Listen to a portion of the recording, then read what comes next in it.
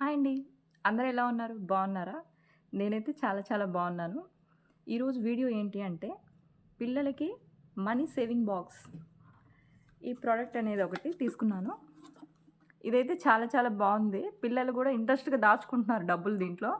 ఇందులో 10,000ది ఉంది, 50,000ది ఉంది, ₹1,00,000 వరకు ఉంది. ఇదైతే 1,00,000 అండి. చాలా ఇంట్రెస్ట్‌గా దాచిపెట్టుకుంటున్నారు.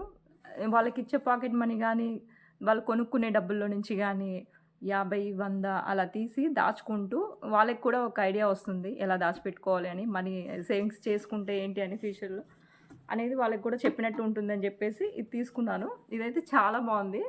మా బాబు చిన్నగున్నప్పుడు చిన్న పోస్ట్ బాక్స్ ఇలా ఇలా తీసుకున్నాడు. ఇలా తీసుకొని 1 ఇయర్ పాటు దాచాడు. 1 ఇయర్ పాటు అప్పుడు రూ. 10, రూ. 5 కాయిన్స్, రూ. 10 కాయిన్స్ దాచంగా దాచంగా రూ. 300 అయినాయి.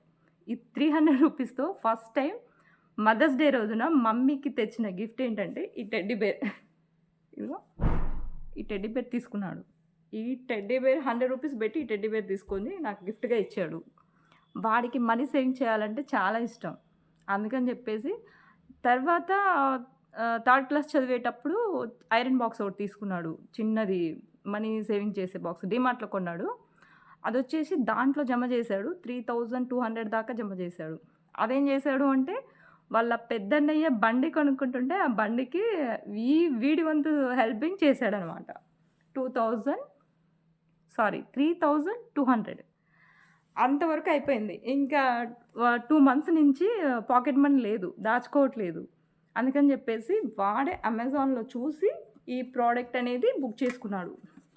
నిజంగా ఇది పిల్లలకి చాలా అంటే చాలా బావుంది. ఎలా అంటే దీంట్లో మంచి నంబర్స్ ఇచ్చాడు.